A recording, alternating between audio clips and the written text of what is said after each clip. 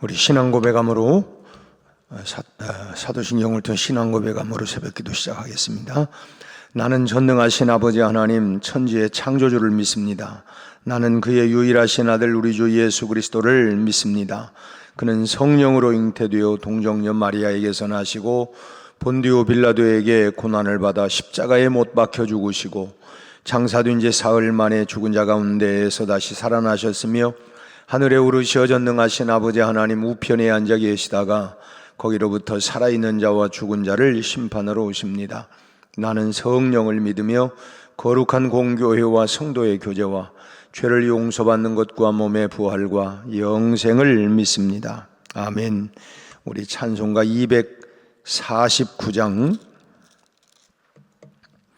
249장 찬송 부르겠습니다. 주 사랑하는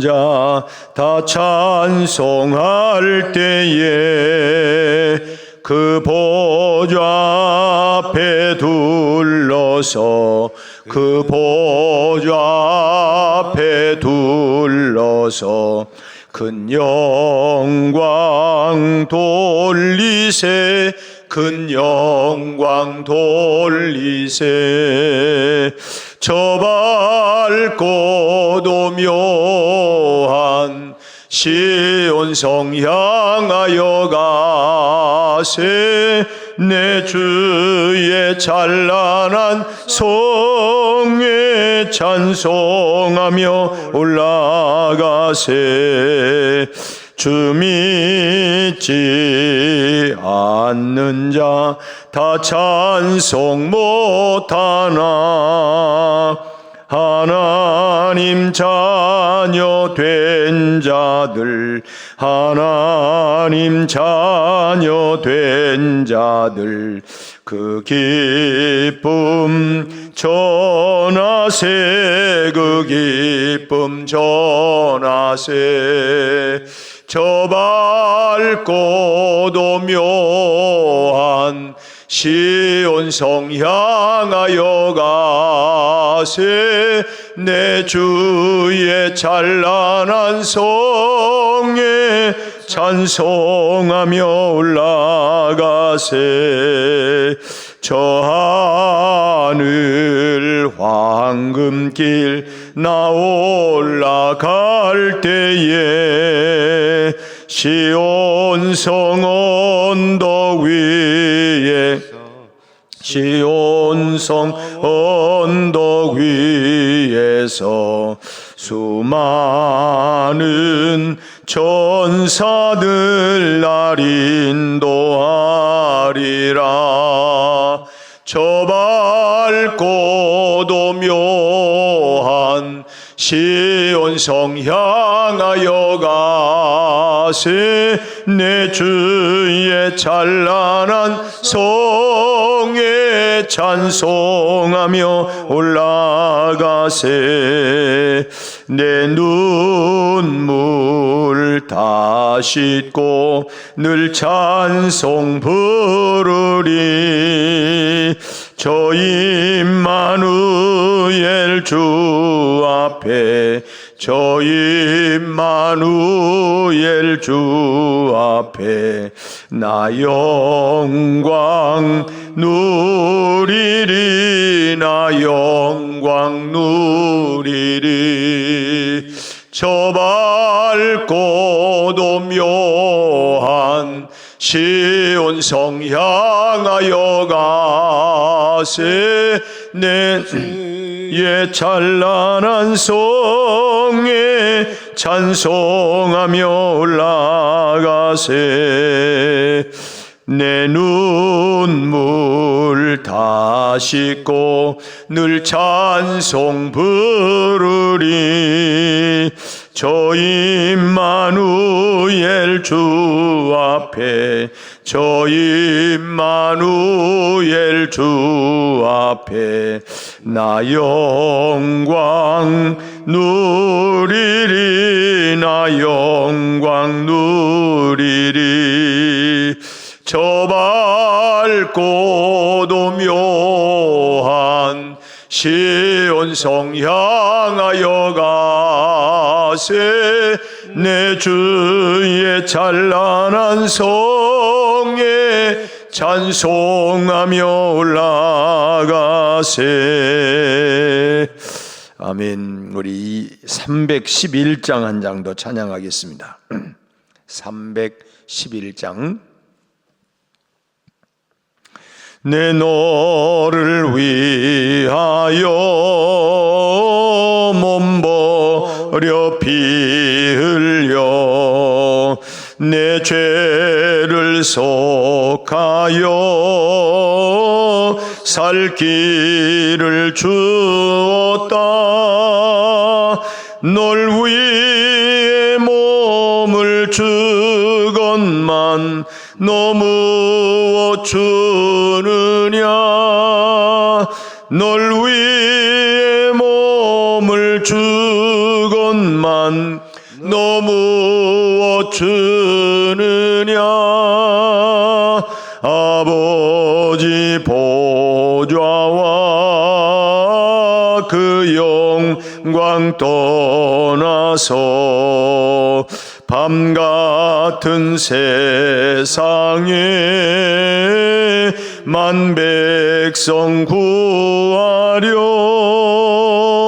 내 몸을 희생했건만 너무 어타느냐. 내 몸을 희생했건만 너무 어타느냐. 죄 중에 빠져서 영죽을 인생을 구하여 주려고 나 피를 흘렸다. 내 죄를 대속했건만 너무 어타느냐. 내 죄를 대속했건만 너무 어타느냐. 한없는 용서와 참사랑 가지고 세상에 내려와 값없이 주었다. 이것이 귀중하건만 너무 어타느냐. 이것이 귀중하건만 너무 어타느냐. 아멘. 우리 하나님 말씀 마가복음 14장 53절부터 61절까지 말씀 보겠어요. 마가복음 14장 53절로 61절까지 한 절씩 우리 교독을 하겠습니다. 그들이 예수를 끌고 대제사장에게 가니 대제사장들과 장로들과 서기관들이 다 모이더라. 베드로가 예수를 멀찍이 따라 대제사장의 집들 안까지 들어와서 나세 사람들과 함께 앉아 불을 쬐더라. 대제사장들과 온 공의가 예수를 죽이려고 그를 칠 증거를 찾되 얻지 못하니 이는 예수를 쳐서 거짓 증언하는 자가 많으나 그 증언이 서로 일치하지 못함이뇨. 어떤 사람들이 일어나 예수를 쳐서 거짓 증언하여 이르되 우리가 그의 말을 들으니 손으로 지은 이 성전을 내가 헐고 손으로 짓지 아니한 다른 성전을 사흘 동안에 지으리라 하더라 하되 그 증언도 서로 일치하지 않더라. 대제사장이 가운데 일어서서 예수에게 물어 이르되 너는 아무 대답도 없느냐. 이 사람들이 너를 치는 증거가 어떠하냐 하되 함께 읽습니다. 침묵하고 아무 대답도 아니하시거늘 대제사장이 다시 물어 이르되 내가 찬송받을 이의 아들 그리스도냐. 아멘. 재판제도는 사람의 억울함을 풀어주기 위해서 생긴 일이죠. 세상에 억울한 일을 당한 사람이 없다고 하면, 그리고 또 사람들이 알아서 서로의 잘잘못을 공평하게 따져서 일을 해결할 줄 안다고 하면 이 재판제도라고 하는 것은 굳이 있을 필요가 없다고 봅니다. 그런데 세상에는 왜 그렇게 억울한 사람들이 많은지 몰라요. 참 연일 재판을 열어서 소송건을 처리해도 참 그야말로 여전히 고소하는 사람들이 끊이지를 않고 있습니다. 참 재판을 한다고 하는 것은 두 사람 중에 한 사람이 옳지 못한 그런 마음을 품고 있다고 하는 증거가 되는 것이죠. 때로는 오해로 인해서 재판까지 가는 일이 있지만 대부분은 두 사람 중에 한 사람이 흑심을 품고 있기 때문에 참 그것을 밝혀내기 위해서 재판을 하게 됩니다. 그런 의미에서 참 재판은 옳지 못한 일을 해결해주는 그 이상의 의미를 가지고 있다고 봅니다. 다시 말하면 이 옳지 못한 사람의 마음을 바로 잡아주는, 우리가 옛날에 임금이 내 죄를 알렸다 하는 것처럼 자기 자신의 그런 모습들을 잘못된 것을 바로 잡아주려고 하는 것이 바로 재판이라고 하는 것입니다. 그래서 공정한 재판으로 올바르게 법을 집행하는 일은 사람의 내면까지도 바로 잡아주려고 하는 그런 의미가 담겨 있다고 봅니다. 그래서 법은 공정해야 된다. 법 앞에 만인이 평등하다. 법은 공정해야 합니다. 요즘 부르짖는 얘기들이 바로 공정사회라고 얘기하지 하는 거 아닙니까? 공정해야 된다. 법이 기울면 그 사회는 더 이상 희망이 없어지게 되는 것입니다. 지위 여하를 막론하고 법 앞에는 공정해야 된다. 그래야 올바른 사회로 나아갈 수가 있게 되는 것이죠. 그러나 우리는 공정해야 할 법이 제멋대로의 잣대로 사람을 짓이기는 일들을 우리는 자주 목격을 합니다. 그래서 억울하고 오죽하면 그래서 참 힘없는 사람은 참 죽는구나. 참 그래서 그거에 대한 원한 감정을 갖고 과거에 저희 때도 한 반에 보면 너 앞으로 뭐 되냐? 그러면 거의 대부분이 판검사. 왜냐하면 너무 억울한 일을 많이 당하다 보니까 억울한 일을 그런 일들을 내가 이기기 위해서는 어쨌든 참 법관이 되어야만이 이런 소위 말하면 그런 그 힘이 있어야 된다라고 하는 이런 부분들 때문에 아마 그랬던 것 같습니다. 오늘 본문에서도 우리는 그릇된 잘못된 재판의 모습을 아주 적나라하게 볼 수가 있습니다. 바로 예수님을 피고로 한 산헤드린 공의회의 재판입니다. 요즘 그 헌법 재판소에서 어떤 재판을 하느냐 초미의 관심사가 다 있지 않습니까? 그러나 이제 자기 생각대로 다 뭐가 있겠지만은 오늘 본문에도 이 잘못된 재판이 어디서 벌어졌냐면 산헤드린 공회에서 이런 재판이 벌어졌어요. 이 재판이 왜 옳지 못하냐라고 하는 것을 살펴보면서 주님의 우리가 사순절을 지나면서 참 주님의 고난에 동참하는 그런 시간이 되었으면 합니다. 먼저 이 재판이 왜 잘못되었냐면 그 미움이라고 하는 감정으로 시작된 재판이었기 때문에 옳지 못한 재판이었다라고 하는 것입니다. 그 마음 가운데 미움이 있었던 거예요. 그러니까 이런 감정을 가지고 재판을 하니까 결국은 잘못된 그런 그 결과를 가져올 수밖에 없다고 하는 것이죠.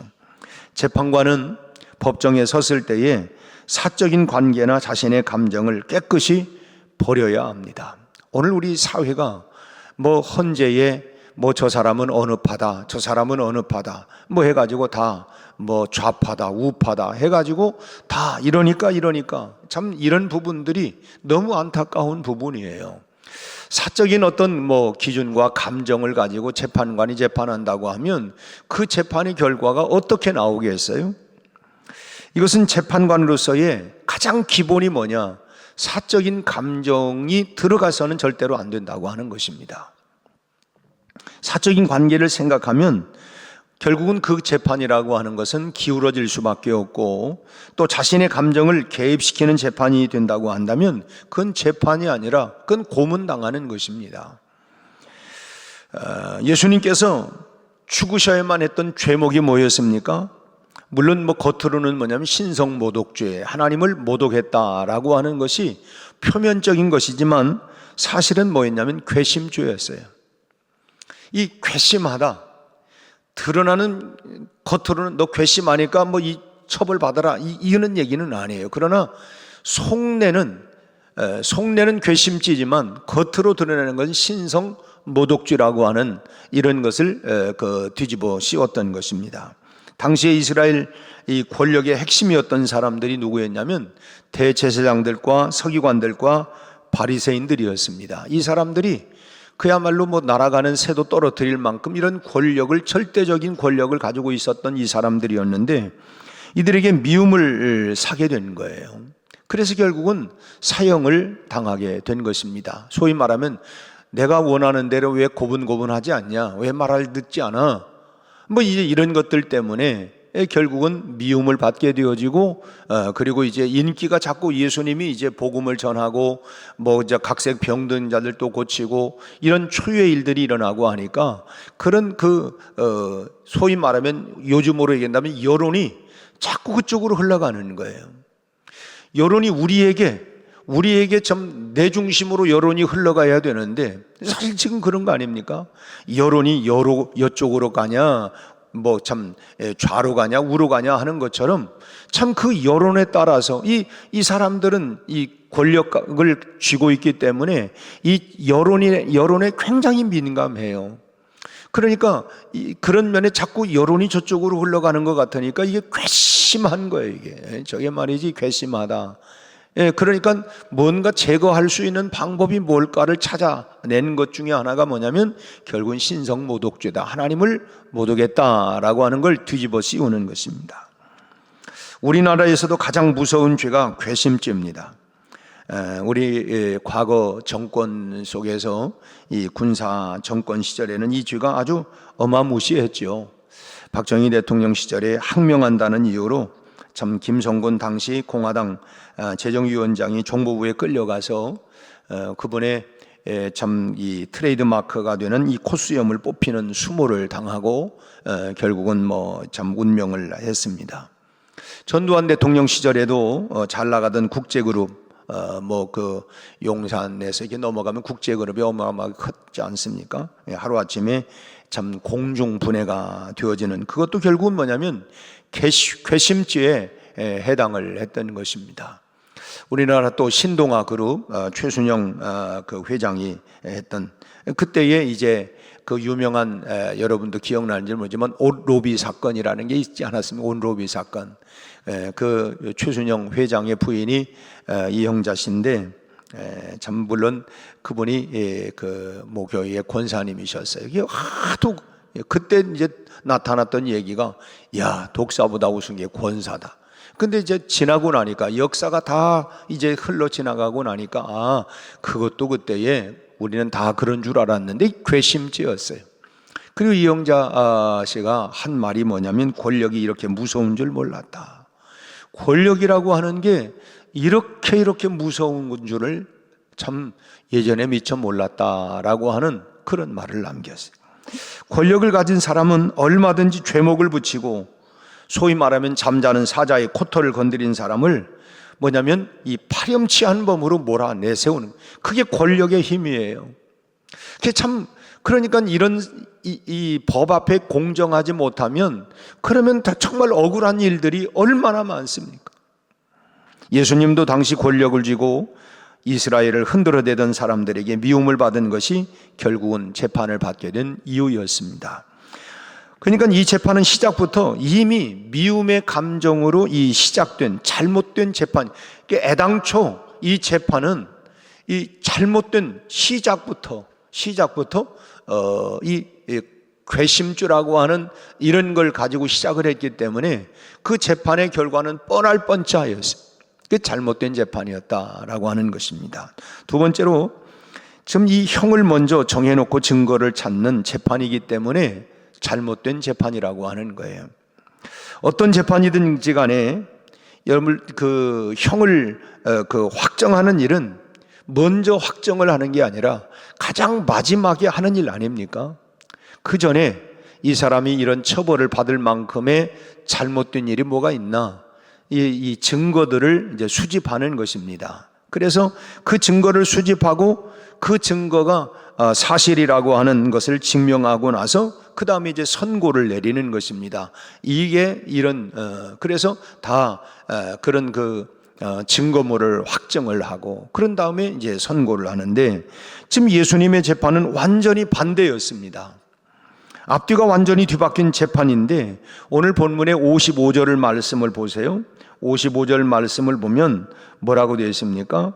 55절, 대제사장들과 온 공의가 예수를 죽이려고 그를 칠 증거를 찾되 얻지 못하니. 이미 먼저 정해놨어요. 죽이겠다. 사형 선고를 이미 정해놓았어요. 그리고 그 사형 선고에 맞는 증거를 찾은 다음에 그 다음에 이 사람이 어느 정도의 형벌을 내릴까, 이것이 법이 당연히 재판 과정이 그렇게 돼야 되는데, 예수님이 이미 사형 선고를 내리려고 그렇게 해놓고 거기에 걸맞는 지금 증거물을 지금 확보하려고 하는 것입니다. 이게 완전히 이게 거꾸로 된 거예요. 거꾸로 된 거예요. 사형을 결정하고 수집한, 세상에 여러분 이런 재판이 어디 있습니까? 이건 정말 얼마나 억울해요. 이미 그렇게 정해놓고서는 글로 끌고 나가는. 그 다음에 끝으로 또 한 가지는 예수님께 무죄를 변호할 기회를 주지 않았기 때문에, 누구든지 다 변호할 수 있는 그런 기회를 줘야 되는데 아무런 변호할 수 있는 기회를 주지 않았기 때문에 이게 옳지 못한 재판이라고 하는 것입니다. 경찰이 범죄자를 체포했을 때 가장 먼저 해주는 말이 뭡니까? 가장 먼저 해주는 말이 묵비권을 행사할 수 있고 변호사를 선임할 수 있습니다. 이제 이런 말 하지 않습니까? 누군가를 잘못된 사람이 뭐 이렇게 하면 지금부터 묵비권을 행사할 수 있고 변호사를 선임할 수 있습니다. 묵비권을 행사할 수 있다고 하는 것은 수사가 강제성을 띠지 않기 위해서인 것입니다. 여러분, 고문을 당하면 여러분 고문을 해가지고 입을 열게 만드는 것은 얼마든지 잘못할 수 있잖아요. 너무 고통스러우니까. 과거에 뭐 그 유명한 고문 사건들이 얼마나 많았습니까? 그러면 그 고문에 못 이겨가지고 없는 말을 너 이렇게 얘기를 해. 이게 너무 힘드니까. 그래서 뭐냐면 묵비권을 행사할 수 있다고 하는 것은 바로 그런 것입니다. 고문으로 입을 열 수 있도록 강제성을 띠지 않겠다. 그리고 변호사를 선임할 수 있다고 하는 것은 자기의 무죄를 적극적으로 증명할 수 있는 기회를 갖도록 하겠다고 하는 것입니다. 내가 다 말 못하니까 변호사를 선임을 해서 내가 그게 아니라고 하는 것을 충분히 이렇게 입증할 수 있도록 하는, 아무리 중한 범죄자라 할지라도 변호할 수 있는 기회를 주지 않는 것은 이건 인권을 짓밟는 그런 잔혹한 행위라고 하는 거예요. 이게 우리가 볼 때 그래서 뭐 그런 얘기야, 살인자도 할 말이 있다. 그러니까 그 사람에게도 변호사를 선임을 해서 충분히 변호할 수 있는 기회들을 주는 것, 이것이 자유민주주의에 있는 이런 법의 형태 아니겠습니까? 그런데 예수님은 이런 자기 변호의 기회를 갖지 못했습니다. 억울한 재판을 받은 거죠. 말할 기회를 주지 않았으니까. 그리고 이미 사형 선고를 내리고 그리고서는 이제 입증을 하려고 하니까 뭐 뻔할 뻔짜로 지금 가고 있는 것입니다. 예수님은 그렇다고 해서 뭐 나 참 억울하다, 뭐 이럴 수 있느냐, 뭐 이런 말에 한마디 항변을 한 적이 없습니다. 그저 묵묵히 일어나고 있는 재판에 그런 현실들을 그대로 다 받아들였던 것이죠. 근데 어떻게 그럴 수가 있느냐? 이미 이런 말씀들을 이사야 선지자는 예언을 했습니다. 이사야 53장 7절을 보면 이사야가 이런 예언을 했죠. 마치 도수장으로 끌려가는 어린 양과 털 깎는 자 앞에 잠잠한 양같이 그 입을 열지 아니했다. 언젠가 대관령에 그 대관령 교회 장로님이 양을 이렇게 목장, 그 대관령에서 목장을 하셨는데, 오래전 얘기입니다만은 이제 우리 목회자들을 한번 초대를 해서 우리가 한번 간 적이 있습니다. 근데 양을 잡는데 그 양을 보았어요. 양 잡는 걸 보았거든요. 제일 먼저 양의 이 목을 이렇게 땁니다. 그런데 딱 묶어도 얘가 전혀 발버둥 치지를 않아요. 우리 뭐 어렸을 때 돼지 잡는 것도 봤는데 얘는 꽥꽥 소리 지르고 막 난장을 벌리고 그러는데 양은 가만히 있더라고요. 그래서 참 예수님이 이걸 그대로 뭐 물론 그 당시에는 목동 사회였으니까 사회자 대부분, 우리는 뭐 농사를 많이 했지만 이스라엘 팔레스타인 지역은 뭐 이 목동들이 많으니까 그리고 흔히 볼 수 있고, 우리도 옛날 시골에서는 뭐 동네에서 뭐 돼지도 잡고 뭐 심지어는 소 잡는 것도 봤습니다만은, 그런 거 지금이야 뭐 도축장으로 따로 이제 법으로 규정이 되어 있지만, 뭐 옛날에는 뭐 그냥 동네에서 뭐 잔치하면 보통 뭐 그런 거 하는데, 참 그래서 이게 뭐 이 가축들을 잡는 거 이런 것들 다 참 보고 자랐. 뭐 닭도 뭐 개도 뭐 돼지도 소도 뭐 잡는 거 이런 거 다, 뭐 염소도 뭐 잡는 거 다 봤는데, 근데 이 양은 제가 이제 가장 이제 늦게 이제 보았지만은 참 가만히 반항하지 아니하고 그대로 있는 모습을 보면서 참 예수님이 바로 이제 사형 선고를 받고 할 때에 이 양처럼 그냥 반항하지 아니하고 그야말로 잠잠한 양같이 입을 전혀 열지 않는 이런 그 모습을 이사야 선지자가 예언을 했던 것입니다. 우리는 이런 침묵이 왜 이런 침묵을 하셨을까? 이런 침묵이 바로 나를 위한 참으심이라고 하는 걸 기억해야 합니다. 이런 생각이 돼요. 부모가 자식을 길러가면서 할 말이 없는 게 아니잖아요. 근데 말하지 않는 이유가 뭐예요? 그래, 너도 언젠가 철들면 알겠지 라고 하는 마음으로 마음을 그냥 간직하고 살아요. 왜요? 그를 사랑하는 부모니까. 말할 줄 입이 없어서 말하지 않는 게 아니라 그저 그냥 이제 철들겠지, 깨닫겠지. 그리고 이제 대부분 언제 깨닫냐면 부모가 세상을 뜨면 그때서 이게 부모의 마음이었구나. 참 그래 늦게서 깨닫네. 철이 일찍 들으면 얼마나 좋겠습니까마는 대부분은 이게 우리 부모님의 생각이었구나, 이런 마음이었구나라고 하는 거를 살아생전에 그렇게 열심히 자라면 얼마나 좋겠어요. 저는 뭐 제사상에 올려서 막 그냥 뭐 상다리 부러지도록 하거나, 또는 뭐 이제 상당했을 때에 빈소 앞에다가 막 그냥 시간 따라서 막 거기에 그냥 다양한 뭐 그냥 음식물을 그냥 뭐 수십만 원씩 들여가지고 하는 모습을 보면서 참 마음에, 살았을 때 그렇게 좀 하지, 생전에 그렇게 하지. 그게 누구를 위한 건가? 누구를 위한 건가? 자기 체면, 자기 이름. 내가 그래도 이 집안에 내가 결국은 뭐냐면 다 자기 뭐 위세 떠는 거 아닙니까? 내가 그래 돈 좀 있다, 내가 이런 뭐 그래도 세상이 좀 출세 좀 했다, 그러니까 이렇다. 대부분 진짜 부모를 위한 것이 아니라 따지고 보면 자기를 위한 거예요. 사실 뭐 이 말씀이 조금 곁나갔습니다만은 우리가 참 생전에 잘해야지 뭐 떠난 다음에 잘해봐야 뭔 소용이 있겠어요. 결국은 부모가 입이 없어서 말하지 않는 게 아니라 침묵하는 거는 다 자식을 위해서, 그 자식을 위해서 침묵하는 것처럼 주님이 침묵하신 건 뭐냐면 우리를 위해서, 나를 위해서 그랬다고 하는 것을 우리가 기억해야 된다고 하는 것입니다. 웬일인가 웬말인가. 참 주님이 십자가에 돌아가시면 침묵하시는 이 참 어린 양처럼 도살장에 끌려가면서도 가물은 침묵하는 그런 모습들이 결국은 뭐냐? 나를 위한 것이다, 날 사랑하기 위해서다. 그 사랑에 우리는 응답하는 믿음이 되어야 합니다. 그 주님의 십자가의 사랑에 내가 보이는, 주님이 이렇게 이처럼 나를 사랑하셨구나, 그 사랑에 대한 응답하는 믿음이 우리에게 회복이 되고 일어나야 되겠다. 다시 말하면 철이 좀 들어야 된다는 거예요. 신앙의 믿음의 철이 좀 우리가 들어야 된다는 것입니다. 오늘 나를 위해서 고난받으시는 주님께 우리의 마음 중심을 드리는 귀한 기도가 오늘 이 새벽 우리 모두에게 일어나기를 주님의 이름으로 축원합니다. 기도하겠습니다. 하나님 아버지,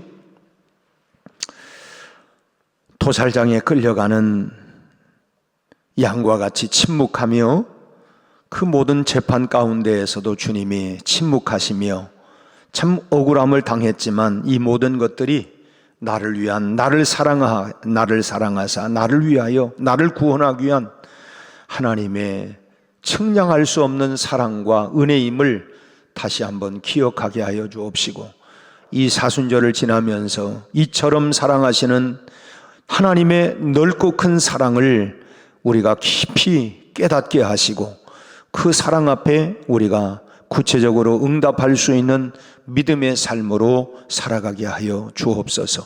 오늘 또 우리 모두가 삶의 현장에서 주님의 기쁨으로, 주님의 자랑으로 주님께 영광을 돌리는 삶을 살아갈 수 있도록 은혜 베푸시고 축복하여 주옵소서. 하나님, 어려움 가운데 있지만 어려움을 이겨나갈 수 있는 용기와 믿음을 주시옵시고, 우리 삶이 풍성하고 부유하고 잘 나가도 교만하지 않게 하시고 늘 주님 앞에 겸손한 삶을 살아갈 수 있도록 은혜 베풀어 주옵소서. 특별히 사랑하는 어머님을 떠나보낸 우리 김옥영 권사님, 하나님이여 그 가족들을 주님 위로하여 주옵시고, 참으로 모든 장례가 주님 은혜 가운데 잘 마칠 수 있게 하여 주옵시고, 온 가족이 서로 연합하여 참으로 마지막 어머님의 장례를 잘 치르고 모두가 믿음으로 신앙으로 하나가 될 수 있도록 역사하여 주옵소서. 오늘 또 삶의 현장으로 나가는 우리 모두에게 함께하여 주옵시고, 가는 곳곳마다에서 그리스도의 향기로, 복음의 편지로 하나님 오늘 또 능력 있게 살아가게 하여 주옵시고, 오늘 또 우리 모두에게 전도의 문을 활짝 열어주셔서 우리 하나님 주님의 지상 명령 땅끝까지 그리스도의 증인된 삶을 살아갈 수 있도록 역사하여 주옵소서. 예수님 이름으로 기도하옵나이다. 아멘.